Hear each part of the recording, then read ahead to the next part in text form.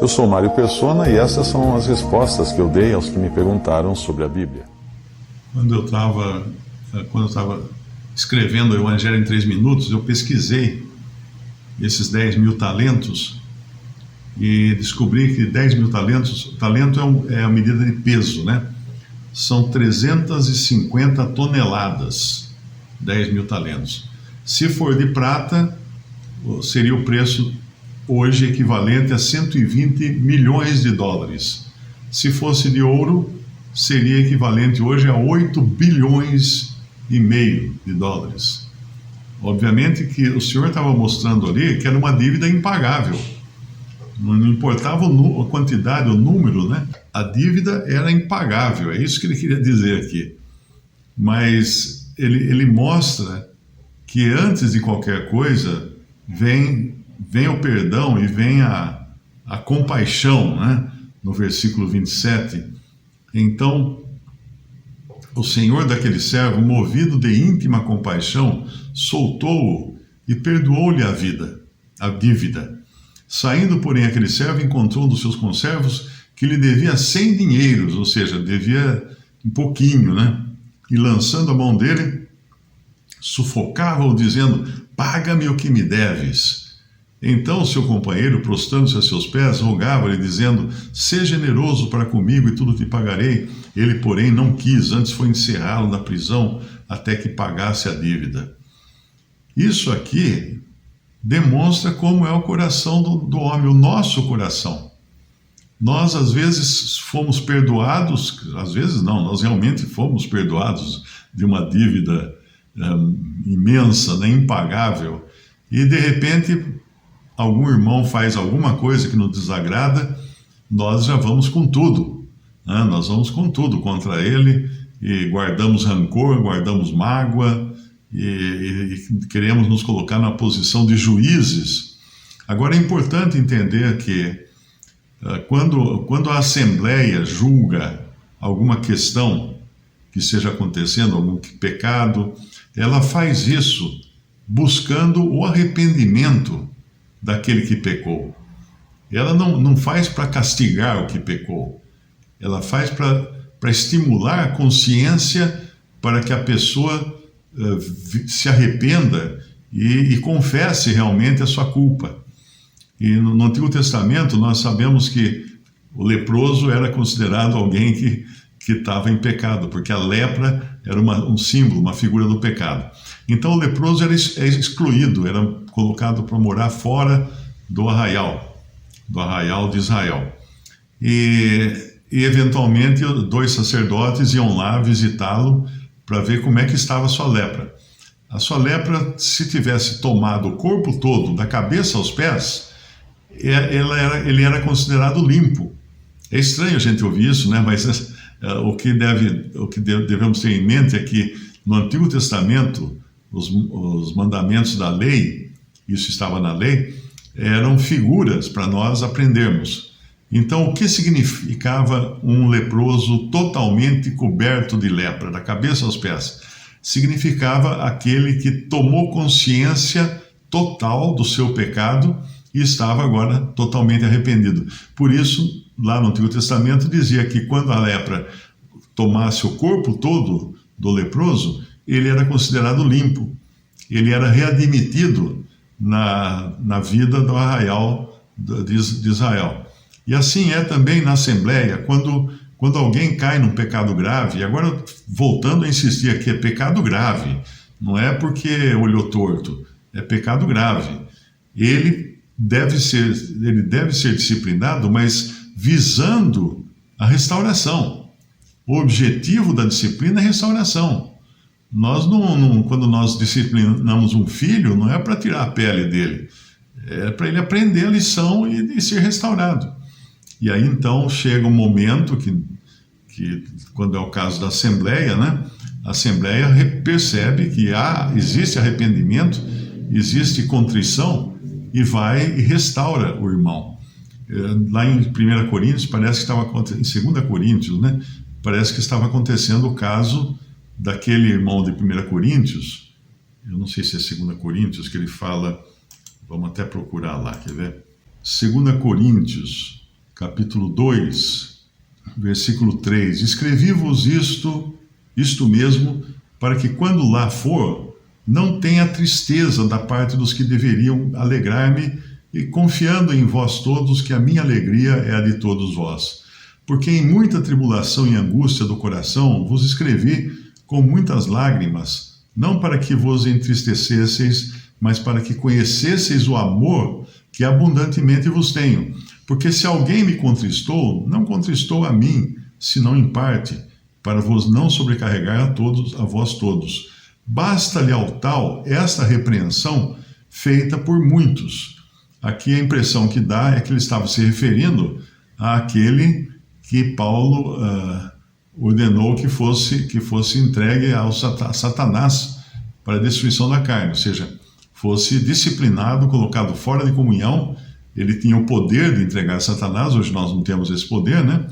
De maneira que, pelo contrário, deveis antes perdoar-lhe e consolá-lo, para que o tal não seja de modo algum devorado de demasiada tristeza.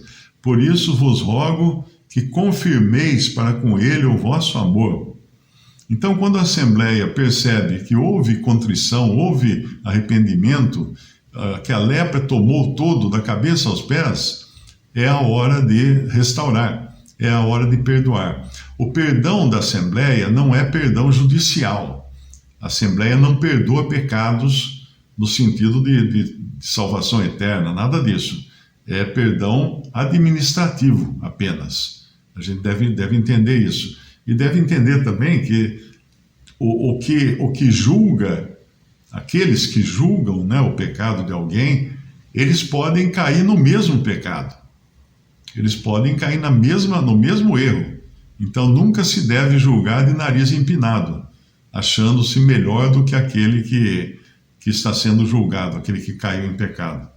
Mais um pensamento aqui em relação a essa passagem de Mateus 18, como aconteceu naquele litígio entre dois irmãos, que eles procuraram, o irmão ofendido procura então mais 2 ou 3, para que pela boca de 2 ou 3 testemunhas toda a palavra seja firmada. É bom a gente abrir também em 1 Timóteo, capítulo 5, que tem uma demonstração aí que é importante lembrar. Não aceites, versículo 19, não aceites acusação contra o presbítero ou o ancião, senão com 2 ou 3 testemunhas. Aos que pecarem, repreende-os na presença de todos, para que também os outros tenham temor. Agora, é importante aqui que ele está falando de situações que podem acontecer às vezes.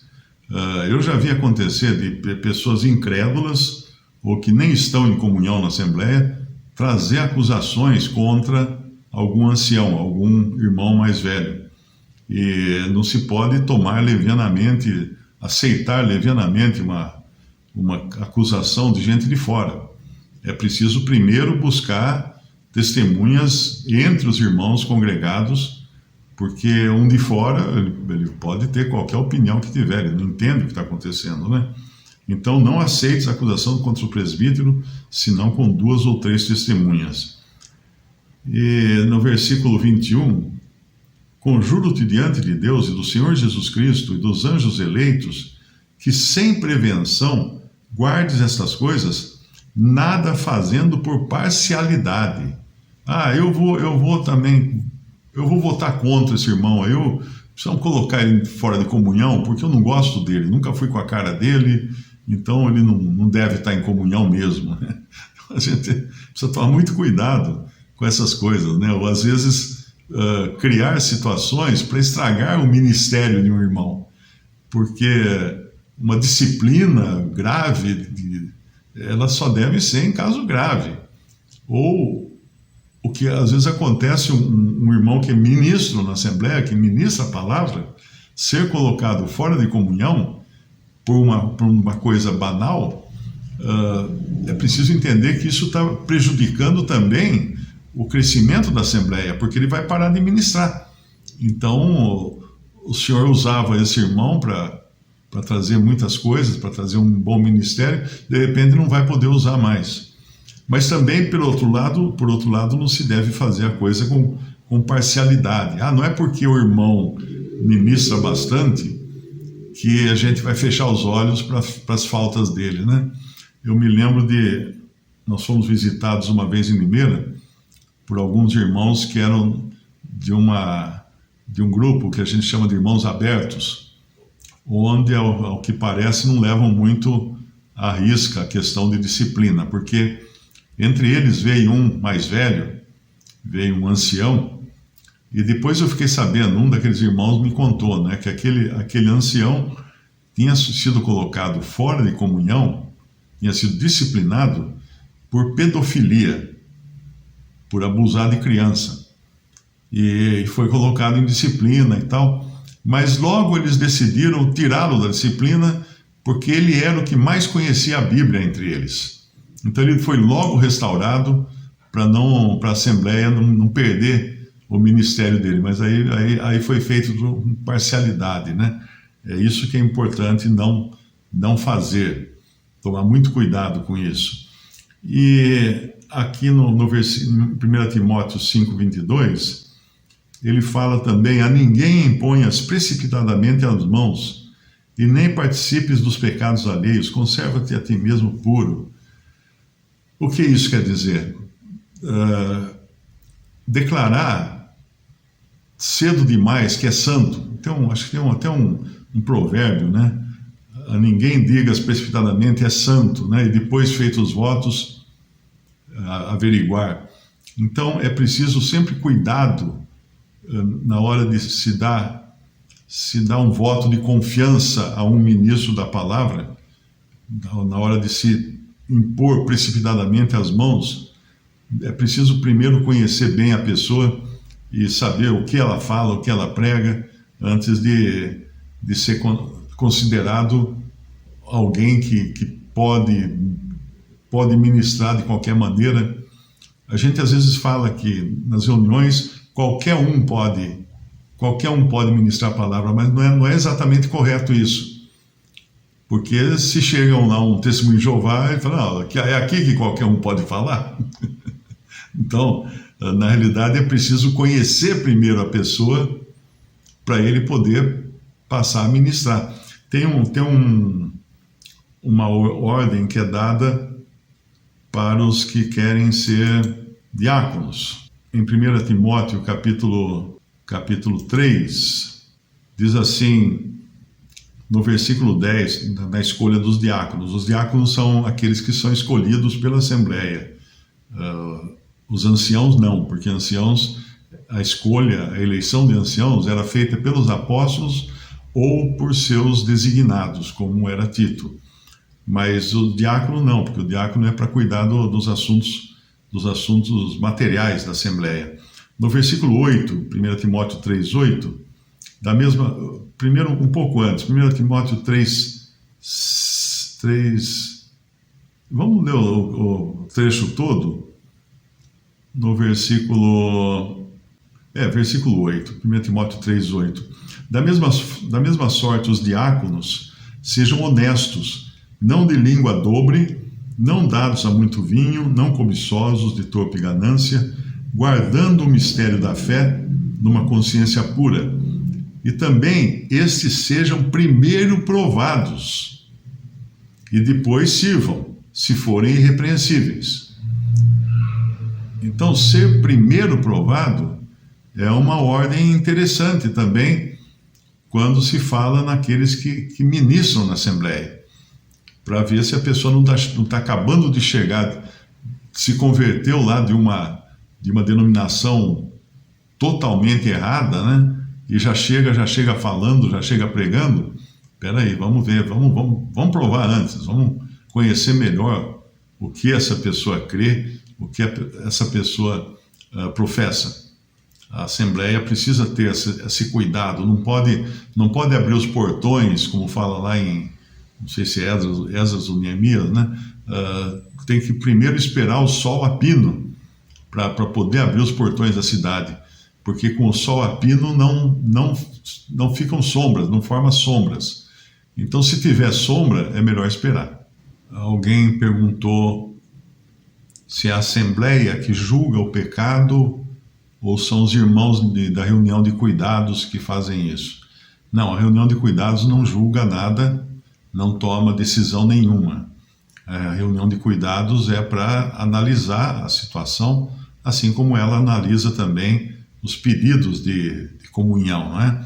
E depois ela anuncia que a pessoa está ou não capacitada para estar em comunhão, e a Assembleia é que tem que decidir. Aqui em Limeira a gente costuma avisar na ceia do Senhor, fulano de tal pediu seu lugar à mesa, nós conversamos com fulano e não encontramos nada que impeça, então agora a Assembleia que julgue se é apropriado, e se não houver nenhuma coisa contra, ele estará partindo o pão na próxima semana. Então a Assembleia tem uma semana para julgar a recepção de algum novo irmão ou irmã para a mesa do Senhor. Então a reunião de cuidados não tem autoridade, ela faz analisar uma questão, levantar os pontos, porque muitas vezes não convém trazer para a Assembleia questões de pecado moral, por exemplo, porque na reunião de cuidados podem ser discutidos os detalhes do pecado moral, do que aconteceu, com quem que aconteceu e tal, e daí chega nos finalmente só para trazer isso para a Assembleia sem precisar expor muitas coisas. Então é importante lembrar que a autoridade do Senhor foi dada à Assembleia, de 2 ou 3 congregados ao nome dele. Não foi dada a um grupo de irmãos que participa da reunião de cuidados. Em 1 Coríntios 5, o apóstolo Paulo tomou uma decisão, mas em conjunto com a Assembleia. Por isso que ele fala, lá em 1 Coríntios 5, né? Deixa eu até abrir lá para falar do jeito que ele fala. Eu, na verdade, ainda que ausente, versículo 3, ausente no corpo, mas presente no espírito, já determinei, como se estivesse presente, que o que tal ato praticou, em nome de nosso Senhor Jesus Cristo, juntos vós e o meu espírito, pelo poder de nosso Senhor Jesus Cristo, seja entregue a Satanás, para a destruição da carne, para que o espírito seja salvo no dia do Senhor Jesus. Então, ele fez isso, mas fez isso em conjunto com a Assembleia local. Agora, não existe hoje apóstolo, então ninguém pode entregar ninguém a Satanás. Mas nós sabemos que mesmo que não entregue, lendo 1 Coríntios 11, nós descobrimos que no caso de omissão de juízo ou de julgamento, o próprio Senhor cuidava disso. Não é? No 1 Coríntios 11, versículo 29, diz: porque o que come e bebe indignamente, come e bebe para a sua própria condenação, não discernindo o corpo do Senhor.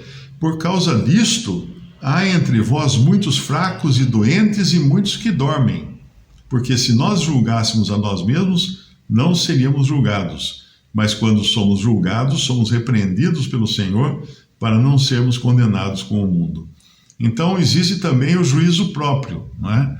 Que estava faltando nessa Assembleia de Corinto, e por isso havia muitos fracos, doentes e muitos que tinham morrido, mesmo que não tivessem recebido uma sentença como aquela que Paulo deu contra o que havia pecado com a sua madrasta. Visite respondi.com.br. Também 3minutos.net. Baixe os e-books ou adquira os livros.